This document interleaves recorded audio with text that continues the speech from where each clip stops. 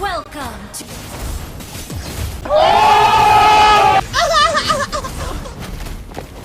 First Blood. Been slain. Seriously, what the fuck are you doing? You have slain an enemy. Wait a minute! Who are you? An enemy has been slain.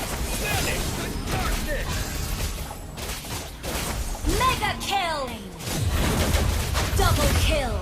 Has been slain. Legendary. Killing spree. Mega kill. An enemy has been slain. An enemy. Our turret is under attack. Turret slain destroyed. An enemy has been slain. Double kill. An ally slain. Ally has been slain. An enemy has been slain. Unstoppable. Has been slain. An enemy has been slain. Killing spree.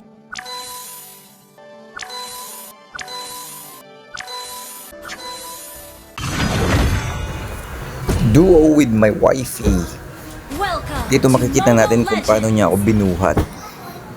Malupit ang buhat ito. Siyempre papunta kami doon sa gold lane. Tapos ang gagawin natin, i-zone lang natin. Zoning, hindi tayo magre-react masyado doon sa turtle kasi nga poprotektahan lang natin siya. Pero kapag kailangan doon tayo pupunta. Ayan na. Habang namamalo pa ang aking misis ngayon, habang nag-e-edit. So dito abangan natin yung yung kanilang tank. Pagka wala, susubo din namin, pero kapag andyan, syempre medyo lelo-lelo muna. So medyo na-overpower nung kalaban, ayan na siya. So dito naman natin makikita kung paano namin i-outplay itong mga to, mga hayop na to. So dito makikita nyo, medyo lamang sila sa damage, pero gagawin namin dito malupit ang galawan. Medyo inaabangan lang natin na makapag-forward kung hanapin nila, tapos tulak natin sa tore. Ayun, natulak naman. Hayop ka. Tapos, ang gagawin natin, papapauwiin natin yung asawa natin dyan para makapag-recon. Ay, makapag-recon tuloy, makapag-regenerate. What the fuck Tapos are you ito doing? makulit, kaya bibigyan natin ng isa. enemy has been slain. Hayop ka, yan. So usually timing lang talaga, yung may patiti-titi pa. So papunta na yung ating hanabi. Medyo daying-daying tayo dito. Kaya ang gagawin natin dito, medyo abang-abang lang. Tapos inaantay ko dito yung pagpasok nitong hayop na jungler namin. Ayun, pumasok siya, kaso nga lang daying kasi ako. Titignan ko kung paano ko siya isa-set. Ngayon, kapag nag-forward sila ng medyo very light, saka natin susunggaban. Pero syempre, mas mainam nang mag-recall para makapag-regenerate. Babalikan natin yung mga hayop na to. So yung pinilit ng jungler natin. Dito sa laban na to talaga, marunong din naman itong mga kalaban natin. Pero ayun, ma-overpower nga namin ni Mrs. to. Dahil nga magaling tong Mrs. ko Isa siyang halimaw. Kung mapapansin natin dito, medyo matapang-tapang tong nasa gold lane kasi andyan sila. Tapos nagre-recheck lagi tong tank, si Kufra. Buti na lang kamo marunong mag-tower hug tong asawa ko. So dito, nakaabang lang palagi yan para mazonan niya yung gold lane niya. Pero syempre, abang-abang lang din tayo. Kasi nga, parang chess lang naman to Kung sino yung unang magkakamali, siya yung talo.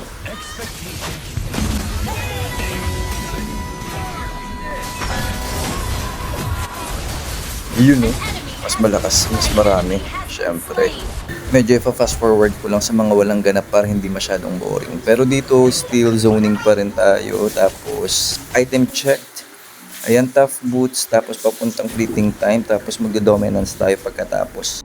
Yan, kasalukuyang nagtuturtle yung mga kasama natin at kalaban. Tapos, andito na rin yung hanabi. So, abang-abang ulit tayo dito. Hindi na muna tayo pupunta ron kasi nga, kailangan natin palakasin itong hanabi para siya yung mag-control ng game sa late game. And dito, abang-abang lang muna. Ayan. Nabigyan ka ulit ng isa. Sabay pass forward. Mag-zone muna tayo. Tapos pupunta natin yung mid para naman makapag-react tayo habang nagtuturtle sila. So dito naman ang ginagawa natin. Zoning lang. Check. Bush. Tapos abang-abang lang since andyan na yung dalawa. Ang gagawin natin, antayin na naman natin sila magkamali. Medyo aggressive to kaya nabibigyan na naman siya ng isa. Ayun. Diba? Walang kadala-dala. Kasi ito, nakita na nga niya na wala na siyang tank. Pumasok pa. Ayun. Patay kang bata ka. At kung mapapasin niyo, hindi ko kinukuha yung kills kasi nga binibigay natin sa kanya yung gold para mas mabilis siyang makapagpayaman. Tapos siya yung katapos lang mamaya. So dito naman ang gagawin ulit natin, fast forward natin dahil wala naman din ganap. Tapos na yung fleeting time natin, so mas mataas na yung ating cooldown reduction. At hanggat maaari hindi ko talaga iniiwanan yung MM o yung asawa ko dito dahil nga very prone siya sa gank kagaya niyan. So mahilig talagang mag-ganking tong tong Kufra, kaso nga lang na-outplayed lang namin siya. Nabigyan ulit sila ng tig-isa. So dito naman patuloy kami nagpo-push ng aking wifey. So nag-check tayo ngayon. I-fast forward natin. Tapos dito naman makikita natin, nandito lang kami sa bush nag-aabang. Tapos gagawin namin dito, magpapabit yung aking MM. Tapos papatayin namin siya kasi nga lagi siyang bumibirada kahit na wala siyang tank. Ngayon naman, medyo umaangas-angas at walang kadala-dala tong Kufra na to. Alam niyang wala siyang damage, talagang pinipilit niya makipagbakbakan sa amin. So dito, successful naman yung pagtulak natin dito sa gold lane kasama ang ating MM. Ang mali namin dito, pumunta kami dito sa may mid para mag-push. Tapos biglang dumating tong Hanabi nila at yung mga kasama niya.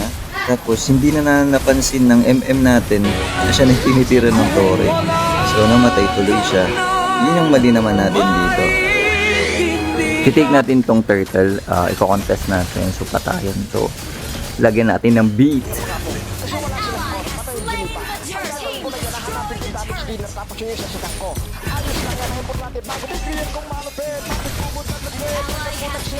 Legendary! Our turret has been destroyed.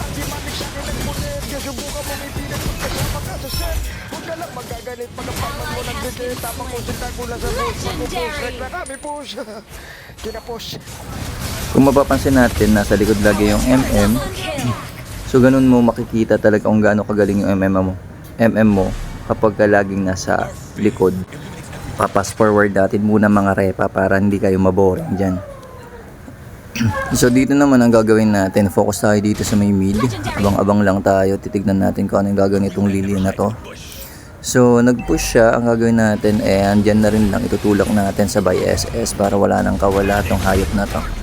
Then kasalukuyang nagpo-push naman sa gold lane yung Hanabi natin, tapos nagkakaroon ng bakbakan doon sa may XP lane.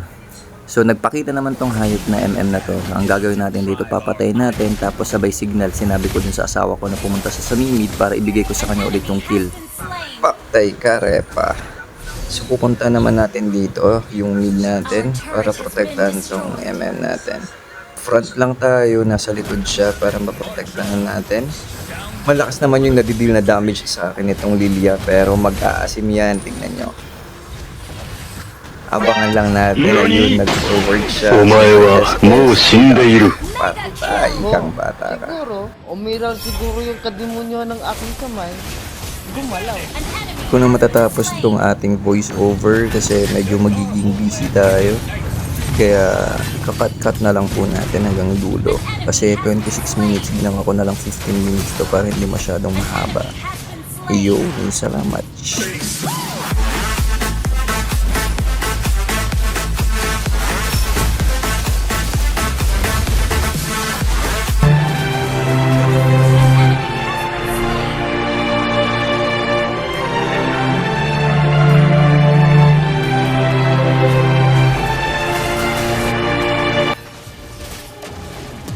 Real kong malupit, matik kubod na lupit. Pagka ako nag-shit, matik tanggal ng kulit. Kaya ko mag-shit kahit kalaban ko malupit. Grabe to mag-shit, basta maayos ang internet. Mga Sometimes you have to lose yourself before you can find anything.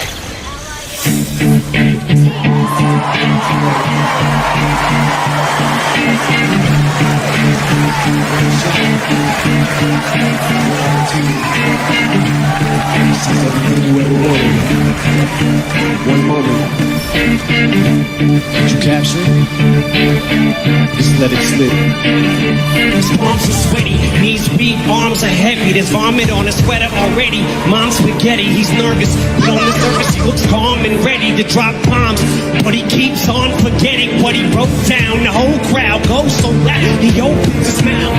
Words won't come out, he's choking how? Everybody's joking now, the clock's run out. Time's up, oh! Snap back to reality, oh! There goes gravity, oh! There goes gravity, choke. He's so mad, but he won't give up that easy, no. He won't have it, he knows his whole back to these ropes. It don't matter, he's broke, he knows that he's so stagnant, he knows when he goes back to this mobile home, that's when it's back to the lab again, yo. This whole rap shit, he better go capture this moment and hope it's over. You better lose yourself in the music, the moment you better let it go. One shot, it's your chance to blow. This opportunity comes once in a lifetime. You better lose yourself in the music, the moment you better let it go. One shot, it's your chance to blow. This opportunity comes once in a lifetime. No more games, I'ma change what you call rage. Tear this motherfucking roof off like Rudolph's cage. I was playing in the beginning, the mood all changed. I've been chewed up and spit out and booed off stage. But I kept rhyming and stepped right in the next cycle. Let's believe somebody's paying the Pied Piper. All the pain inside amplified by the fact that I can't get by with my vibe and I can't provide the right life for my family. Cause man, these goddamn food stamps don't buy diapers. And there's no movie, there's no macabre. This is my life and these times are so hard. And it's getting